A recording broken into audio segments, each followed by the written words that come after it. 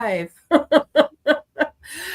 everybody. Welcome to Mindful Bollocks, the podcast where spirituality meets real life. And it says sometimes in my script, but often, usually, things will go right. Oh, there we go. Wow. I'm in mod mode. I haven't actually. Oh, why is my authenticator locked? Unlock. That's fine. I actually haven't logged on. Yeah, I jumped the gun. I haven't logged on. You're all right. You're fine.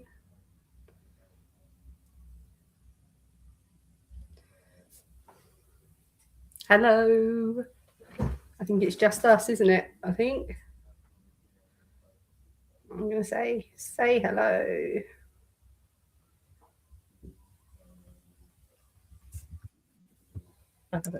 Please say hello. I think I wrote that at the same time as you, Mel. Should we do our intro again? I think so. Let me. Okay. Well, Ian's just come down to. Sorry, Mr. Mel. He's come down to get his lunch.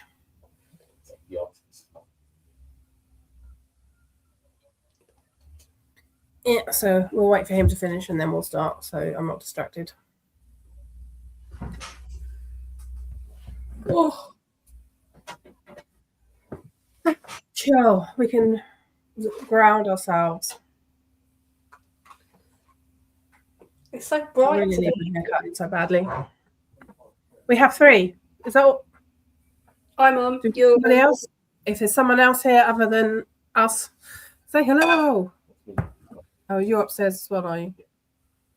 Hello. See, I told you could be quiet because you just clonked. Small clonk.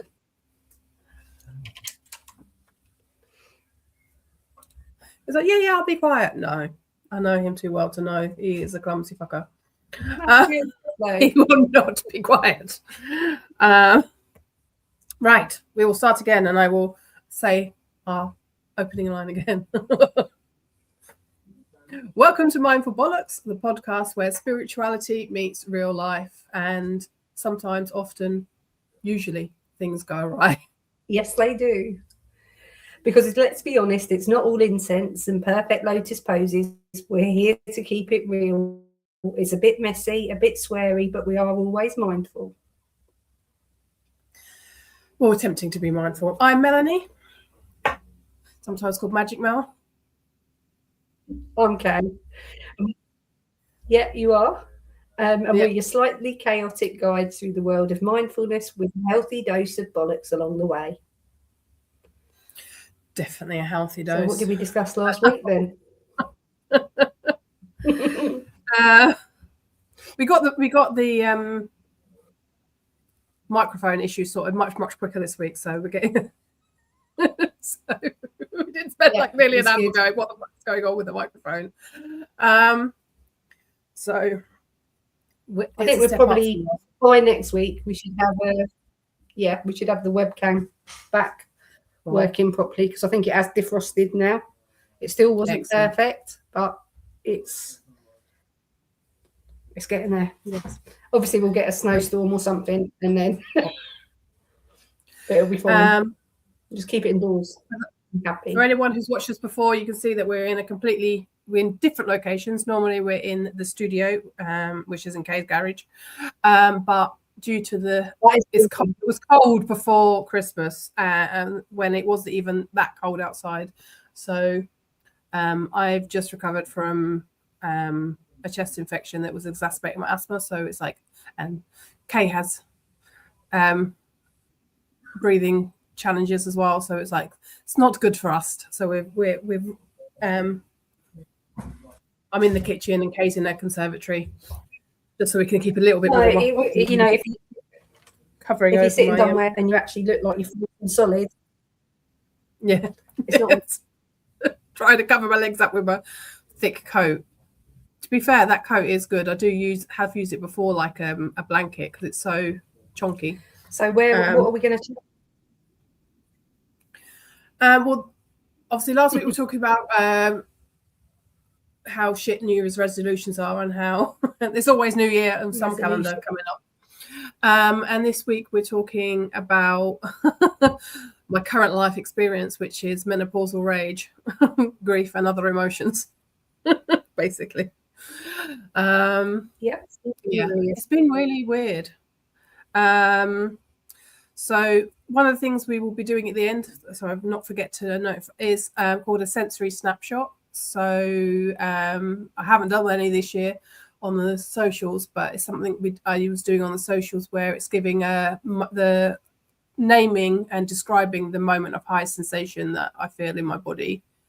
And it's something to keep you, basically get you out of your head and in touch with your body again, which is something society doesn't teach us. Mr. Mel said hello now. Which gives it away if anyone's here, because obviously it says his full name in the chat. I could actually put it in. We could show. We actually have the ability to. This is the benefit of doing it through StreamYard. Yeah. Rather, is that we can. I can put. Please say hello. Please say hello. I don't know if OBS has that functionality, but we've never explored it, have we? We haven't fully explored it. It's just like just give it a go, and just we're both neurodivergent, so sometimes preparation is not always, on some things is not preparation in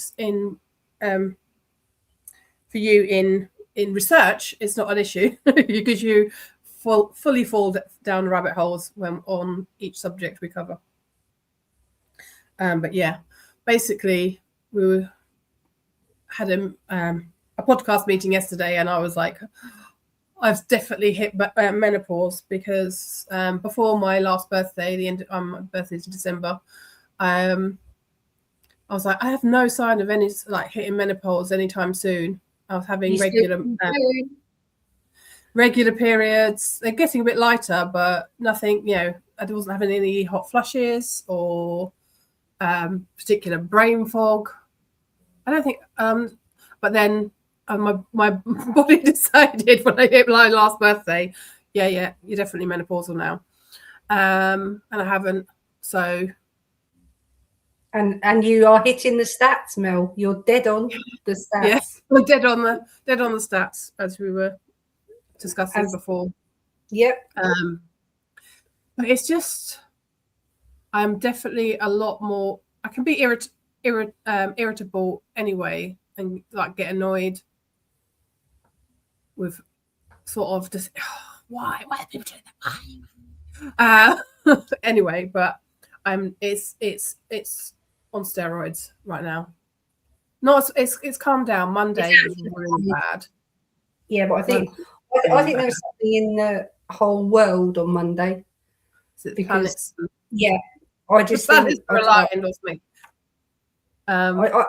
I think maybe the planet was just giving a push back to how the world is at the minute, and was just like, right, okay, everyone is going to be an arsehole for at least 2/3 of the day, and let's just do it and get through it, and then actually regroup, think to ourselves, what the hell was that? But it's, I don't know, the world's on a wobble at the minute anyway, and it's horrendous. Wobble and I think if you're a little bit empty, it's so understated. Yeah. And we can't go down that rabbit hole. No. And I think that's partly why I feel so rested, and that's no good. And sorry, we're both talking over each other. I think the state of the world for me is partly adding to my just feeling of anger, and because I feel injustice. Yeah, the injustice. Yeah, I'm definitely someone who believes in fairness, and that we all come from the same. Because fairness doesn't necessarily mean equality, does it? It's no. What is equitable. There is a word that is like equality, but not equality, because equality is everybody's given exactly the same thing. But actually, the way the world is now, some people do need more help, because we're in a world that is very unequal. So to create equality, you can't just give everybody the same thing. Yeah, you've got to get everyone to exactly the same starting point. Yeah. And that's what I think it's equilibrium, is it? I can't even say it now. There is a definition that so of balance due to equal action of opposing forces. So it's actually making you at the same starting point. But to get that, there's the word that's let me actually, because I've got my computer, I could just check it out.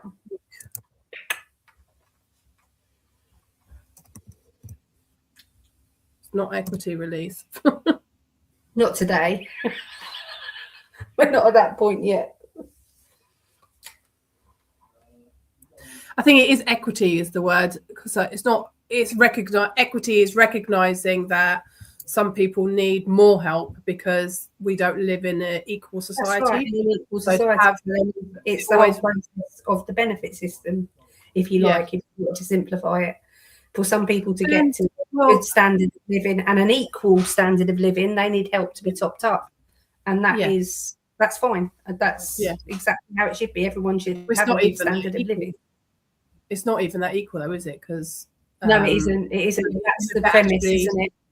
Yeah.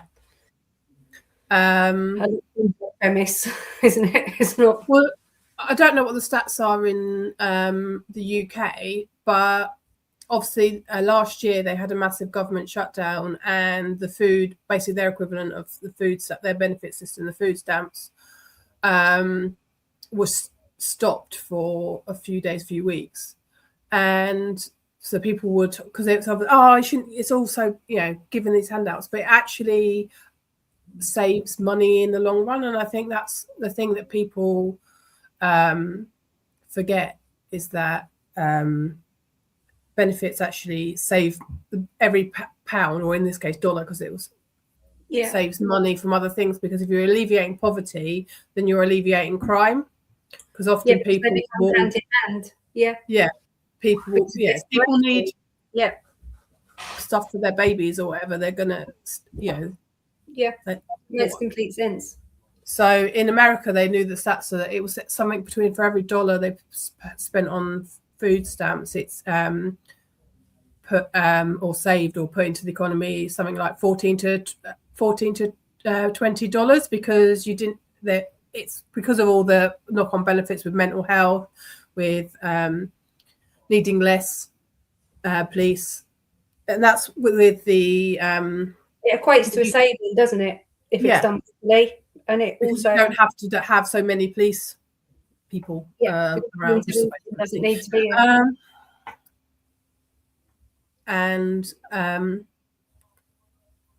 it's just, and it's a lot of people's stress and depressions and things are as a result of, you can't quality. If you're poor and struggling to just, if you're just trying to decide between, do you heat your house in the winter, or do you put food on your table, or do you buy yourself a new pair of shoes because not because you just want a new pair of shoes, but because your other ones are actually covered. That's depression. That's not really depression. Depression is when your life is I saw a meme, it's like, depression is actually when your life is actually good but you still feel like shit. It's not depression, really. It's not mental health. It's not depression when your life is really bad and your circumstances are really bad, and you can't. And you can't. Think people that's not really depression. That's just realistic. It's just realism. And that's it, because that's a complete and valid reaction in that circumstance, is to feel like that it's hopeless. And you see it a lot. You do see it a lot. There's stats. There is a post on about our local town last night where there's been 3 muggings in the last 2 days. Oh, really? Yeah. It's the same person, or is it different people? Well, they're not actually putting it to any. It was so woolly. I'll find the post and actually try and tag us in it later. But it was a really woolly post. It was just kind of like, you need to be watching out for yourself and don't take risks in unlit areas. And these incidents happened at times that you wouldn't particularly associate with these crimes happening. And I was just like, well, what does that mean? In broad daylight, you would not an evening or night time. Honestly, that's exactly how I read it. And then I thought, well, if it's within the same area, the chances are that now it's on CCTV and they probably know who it is. But for that actually to be publicised and it to be from the Leighton Linslade Community Police site, kind of said to me they haven't got them. Really. That's trying to be a bit of an optimist there, but I don't think there was much to be optimistic about with that one. But again, that is it opportunistic? Is it people who are bored? Is it, either way, it's horrible for whoever it's happened to. And it's another worry factor, isn't it? Because there's always a route to a crime in those situations. It's the same as you've got young people throwing stuff off the multi-storey in town, which was an issue, which is so bizarre because they're going to kill someone if they hit them right. That's the reality of it. And you're in it's you shouldn't be thinking about falling projectiles when you're walking down the main street. That's the reality of it, isn't it? You shouldn't be thinking, oh blimey, am I going to get hit in the head? No, that's a bit scary. Well, obviously kids often will do that sort of stuff over the motorway bridges, and that's sort of it's can really cause poor decision making skills, and this will just be fun. No, actually, you could just kill somebody. It can cause catastrophic injuries, and the ultimate catastrophic injury that the outcome is death. So that's quite scary. But I don't know. We've kind of gone back to you've got poverty, and then you've got inequality, and then you've just got bad people as well. You just take a chance and just want something that because they can take it. And they just don't care. They don't care about the consequence. Narcissistic trait. We could all have narcissistic traits where we just at times, of course we can. That's human nature. That sort of goes round to the menopausal rage thing, because I feel like since Monday it's been like a switch. Like I've always been super conscious of what people think about me and like worrying about it and trying to manage it, which is that's exhausting in itself. But I just my partner was annoyed with me, quite rightly, because I had just done something quite impulsive, and then like, will you help me sort it out? Because I want to do this thing, and can you help me right now? It's like now or never. And he was he was like, I really don't like you right now. I felt my even said it stronger than that, and I'm like, well, this is a benefit of how I feel menopausally right now. It's like I just don't care that you don't like me right now. Whereas before I would have been absolutely worried, mortified. Oh my god. Maybe as I was saying before we went live, I do have abandonment issues, and I do have dreams that he does leave me in my dream, even though there's no, like, I know in waking terms, and he's like, but I'm not going to leave you. And I think your man in your dreams, it isn't necessarily about that actual person. They're almost like a stand-in. He's the closest person to me right now, so he's the one that if he did abandon me, it would have the most significant effect on my life. That's right. It's symbolism, though, isn't it? Not necessarily a direct, I think he's going to leave me. It's just about being abandoned. And it's in the back of your mind, and and it just comes through in your subconscious and your dream. So I do, obviously, there is a little bit of what, because I had a dream about that this morning, really, because I'd woken up. I'd woken up from a morning bathroom break, and then got back in bed and went back to sleep for a while. That's usually when I remember my dreams, is the ones that are like the first thing in the morning ones. I don't necessarily remember the nighttime ones. I get vivid dreams though, but I always have. And I mean, we spoke before we started the stream, didn't we? Because I had a dream about a dead horse in my mum's old house's garden, and it was really bizarre because it was like we just kept walking around this dead horse, and I kept saying to Mum, "We're going to have to do something about this dead horse." And it was my mum's house, and it was her garden, but it wasn't. The garden that came next to it was a field and farmland, but everything else was right. The house itself was right, but around it was not right. Yeah, out of context. And also, she's never had a dead horse in her garden. Never had a dead horse, no. No. It's quite a rare occurrence to have a dead horse in your garden. But it's just a bit of a donkey, yeah, but that was a different thing. And that was years back, and that was not that house. But that was... that was life. But that's... Yeah, it was just bizarre. It was really... And it was one of those waking moments where you're not quite sure what's going on, which I hate that, when you're kind of half awake, half asleep. And it was for that second, it was like, I've got to do something about that. I've got to do something about that. And then when I properly woke up, it was like, right, I'm going to Google, what does this mean? Because, Dr. Google knows everything. But he doesn't. And I was just like, this is nonsense, Kay. You just gone to bed. And it symbolises the ending of something. Yeah. Because the thing with dreams is that I can't really analyse your dream. I can make suggestions, but because it's your own subconscious trying to tell you something.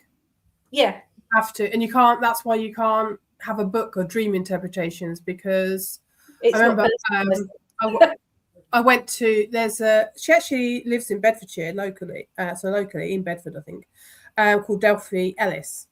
I think she's written books on it, but she went to a mind, body, spirit talk that she did. And she was talking about dream interpretations, and it is basically your brain using metaphors to talk to you.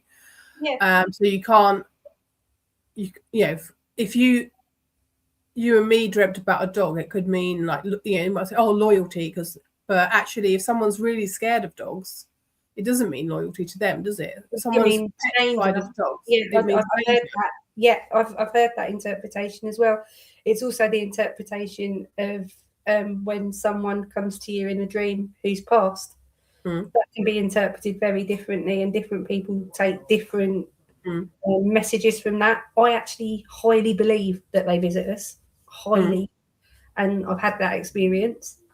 And the reason that I do believe it is because it gives me comfort. And I think anything that gives you comfort shouldn't be disregarded, because in that half an hour after you've remembered that dream and you thought how lovely that was, it's soothing. And I think anything that soothes us is fabulous, really, darling. Definitely. I think that's why Mr. Miller is a non-believer of any sort of God or afterlife. And for me, it's like, well, if I'm wrong, there's nothing. When I die, it's like I'm not going to know about it. But at the moment, in the real life, it's given me comfort to think. That's obviously my mum passed last year, and I did a mediumship course probably 12, 13 years, probably more than that, probably about 15 years ago now. And one of the things it was like they did several. It was like selling a course for 6 weeks. And then they did it in 6 weeks blocks, so everyone came back again, and we did it about 3 or 4 times. It was really amazing. But one of the things we did was sort of try and channel spirit. So somebody would sit in this chair with their eyes closed, and I'd say, okay, I allow spirit to come through me. And what I could see when other people were doing it was they had their eyes closed, but you could see the blinking eyes. Yeah, and that's what I saw. Eyelids, isn't it? Yeah. That's what when I went to see my mum in the chapel of rest. I think that probably that freaked out my stepdad and stepbrother because they were there with me, and I was like, I can see her eyes blinking, because obviously it was still very soon after she had passed, and weeks.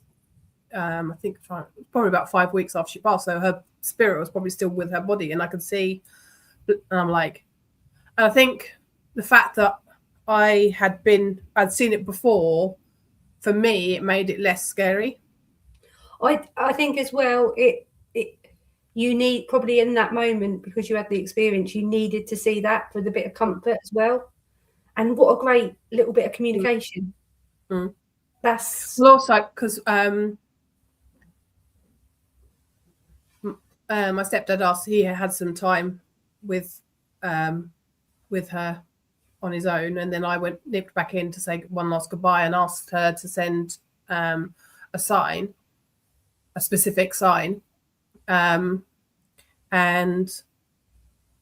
the next day at her funeral, that sign appeared, and it wasn't even me that saw it to start with. It was like, oh look, there's the thing. It didn't say, oh that sign you say, because nobody knew. But I think we've had I think when we've talked about stuff as well, we've also had the random dragonfly appearing, haven't we? Yeah. The studio here, well, actually the conservatory, there was a massive dragonfly. That was your granddad, though. That was definitely, but that was the same. I think you can actually channel off of other people. This is what we were going to talk about. Yeah. Is that if you're quite empathetic, you can because there isn't a time limit on grief. No. And it can, and I think that's why everything is so raw, and at certain times can be so still incredibly raw. And I don't think we give ourselves time to acknowledge if someone's been in your life for 40 years, 40 plus years, almost 50 years, then how are you supposed to just process it and get over it? You're not. Our culture is rubbish at that. Absolutely rubbish at allowing things to actually settle and allow us to still have people within our conscious mind and think of them and talk, because everything is hidden and not spoke about. I always feel we do, don't we? Yeah. We talk a lot. I feel some people, like when one of the things we were talking about yesterday with people being like weird with us, I think part of it is because I mentioned that person. I think it's because I mentioned that my mum had passed when I was in a room with them, and I think it's almost like, oh, that's uncomfortable. Why are you bringing that? It's uncomfortable. Whereas for me, it's like, I didn't cry about it. I just mentioned that it's happened, and it's like, oh, you're making. I think there's a level of other people thinking, oh, you're making people uncomfortable by talking about the fact you've lost somebody, rather than us being a society where we just, we can still talk about the people that we've lost. I think it is so uncomfortable for so many people, though, and I think it's the thing where you literally just worry and how people will react to, I think we're so good at having foot in mouth disease in this country as well, where we're so frightened to upset and say stuff. To be honest, a lot of what comes out of my mouth, I've got no idea what's coming out of it. So it's a surprise for me as it is for everyone else. And I quite like that, because it means that at least I'm being genuine. I'm not. Yeah. If I'm being disingenuous, you'll know. That's it. There's no two ways with it. So it's bang, So but I think I think we overthink what we're reacting, and we forgot in a lot of ways just to be kind and listen. I think we're so reactionary. It's just like, oh, well, that's very sad, or that's terrible, but we don't feel the feels. We don't actually think to ourselves, do you know what? They're talking about something that weren't that long ago. Just be kind. Just let them. This is why that's why I really, really love listening to people. And there's people who don't manage to actually speak to people on the daily, and they will tell you their life stories and be so proud that they've seen their grandson that weekend, or whatever's going on, or they've done really well. and it's kind of just listen with meaning and understanding, listen to what they're saying, and it's exactly the same with take that time for that moment to connect with that person. Connect with them. I often get people just talk. Like I remember going for a job interview in Milton Keynes and I was going on the train, and I was just sitting at the station waiting for the train, and people, a couple of times I went there and people just started talking to me. I just definitely have a you can talk to me face and I will listen to you. So do I, but I don't mind that at all, because I kind of think that, I mean, there's a bit of a joke with some family members where they literally say, "Oh, I collect people," and you're like, "I don't collect people. I just listen to people, and I like to listen to people, and I'll give them a bit of me, because that's what you do. You make a connection with someone, and if a genuine connection is there, you're going to be invested in them, because that is what it was about. It's no different to talking therapies, which are acknowledged to help people get through. That is people literally properly talking and properly being listened to." Would you know, actually, the studies, there was a study, because obviously I was doing peer support things with and making it a qualification, because it's not in mental health spheres, unless you've got an actual qualification, your contribution is often is disregarded and diminished. But actually, peer support is actually better for people than talking therapy often. Yeah, it's just connected and communicate and have the support of people around you is actually better for you than just going like once a week, once a month to go talk to somebody about your issues. Actually having a support system and people around you. Obviously, having people around you is obviously better for you than.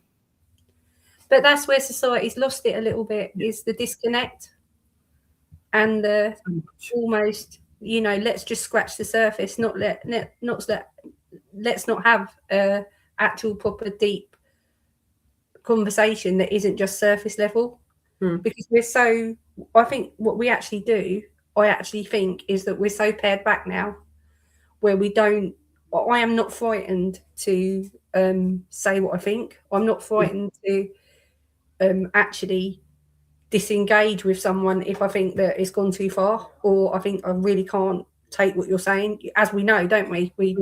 It upsetting the apple cart's fine for me, but it's also on another deep level, look past it and unpick it a bit and think, what's going on there? It's so, but the disregard for grief and people's, I have, oh my God, I cry at the drop of a hat, as we know. And I don't think it's because I'm highly emotional. I think it's just that I'm a deep feeler. I think that I will know, and I think it's more about reading the room than anything else, because I'll say this about people talk about psychic abilities and, oh yeah, they're a bit woo, they know this, they know all that. But sometimes if you just look and listen, you can interpret people and you can think, oh Christ, you're so sad. And then you take a bit of that on and then you try to, and I think we just all need to be better at acknowledging that things like menopause, things like mental health, things like grief and things like change. Grief comes in so many different ways as well. It's a grief. Yeah. Well, one of the things I've learned about is that preemptive grief. I never even, but yeah, when my mum told me that her cancer was inoperable, I was like, this is weird. Like, I feel like I'm grieving her loss, but she's not gone yet. I was fully in grief to the point that my cat started pooping on the rug because he was so dysregulated by me being, because he's so connected to me. Yeah. So sad. But also the thing you can grieve things that even when you're pleased to you grieve relationships, obviously the death of relationships or change in relationships as well, not even necessarily that the relationship has ended, but something's changed. And hopefully what Mr. Mel, when we moved in together into this house, he'd been living in his flat for several years and he grieved Even though he was sort of excited, it's excited. He's not fully. He gets excited about chocolate. I don't know if he's still. Hi, sorry, but it's not like I didn't fully succeed, but I tried not to take it personally because it wasn't necessary. It wasn't about him not wanting to move in with me. But it's easy for people to interpret it as that. But it was just like, he'd lived in that flat for nearly a decade. It's almost it was his own first place of his own. So it's a big change. So I don't think changing jobs. You might be really excited to go and get a new job, but you can still grieve the old job. Oh Christ, I still am. That's the truth. I don't make any bones about it. I know it was right, and for self-growth and to move on with life, it was the right thing. But there are still elements that I am incredibly sad about. And I don't think that will leave me. But then that has been with every role that I've ever done, because I'll do it with everything. There's no half measure. It has to be. I have to know that I've tried, and I've tried bloody hard, and I've done the best I can do.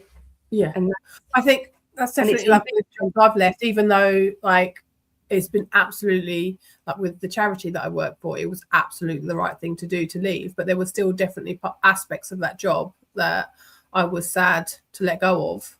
Yeah, of course. So yeah, and I don't think we only, in a lot of, it's like with love as well, on the opposite side with love, that we only really fully acknowledge romantic love. That's the most important. That's the best, the best form of love. That you like, you're not complete unless you have romantic love.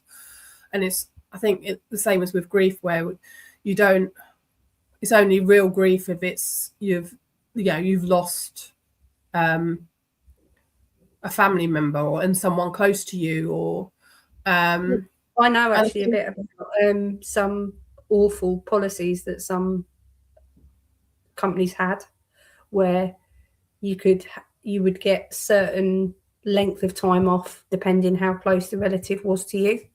Yeah. And I remember actually looking at the policy and thinking, but what difference does that make if it was nan or mum? What difference does that make? Do you know what I mean? Because I was very close to my nan, so yeah, exactly. And that is, it's kind of the swerve judgment again. It's just like, well, it's one step away. It's not as important. It's not. Well, of course, it's important. Yeah. Well, for me, I lost my nan, my dogs, and my dad all in the same year. And the one that hit me hardest was my dogs, not because I loved them any more or the others any less, but because it was my immediate, like my nan was down in a nursing home in Bristol. My dad was up in Norfolk.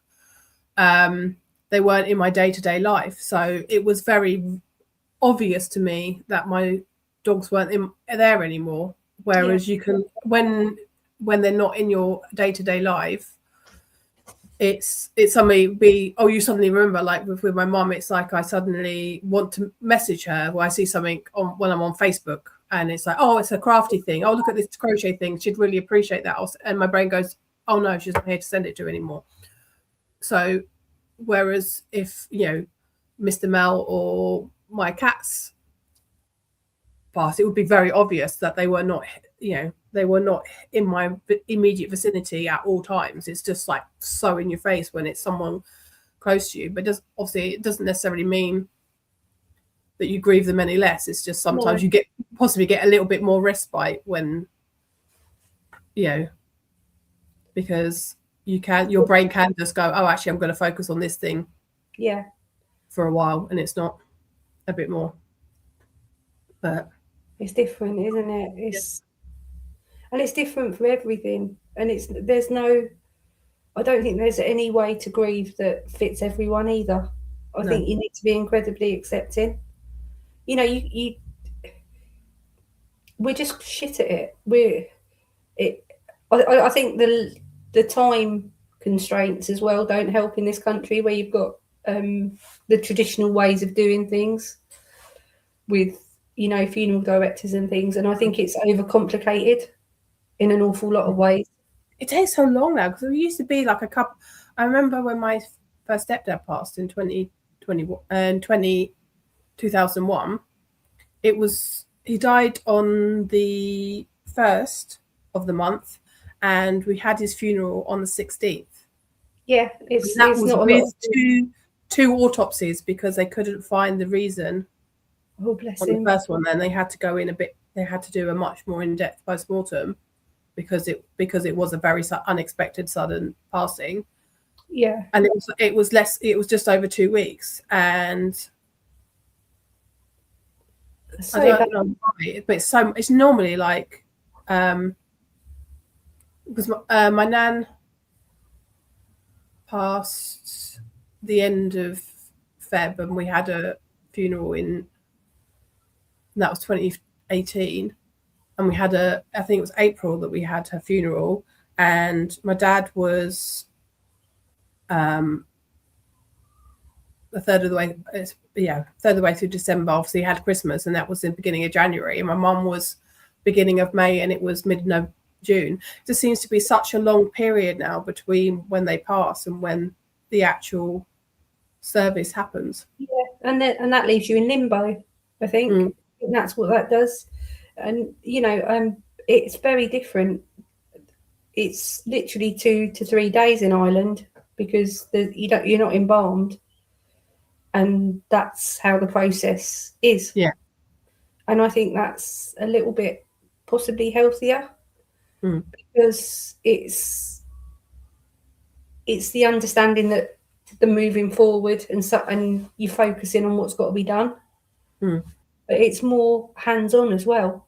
It's not as, you know, you can still have the body at the house, which isn't always done now. It can still be done, but it isn't. And it's just more personalised, I think. I think it's still more family focused, as in, and not a disassociation of taking it out of the family's hands and almost outsourcing it, which is, it's things that, but it's the commercial, everything's commercialised, isn't it, to a point, and it's a business. And I'm not saying that, you know, people who do and don't work in these businesses do bad or good job, and it's all about human choice, and that's what society says we do now in these situations. But even so much as natural burial isn't as common as it should be. No. It should be more available, and it should be talked about. Well, it's space, isn't it, for one of the things, but actually cremation is not actually very environmentally friendly. One of my friends, her dad has invented a new way. It takes longer than normal cremation, but it's with water. You still end up with, it's something to do, I can't remember, but it's a new way. And it's been adopted by a lot of other countries, and I think they've got permission to build the first one in the UK now. So acclamation.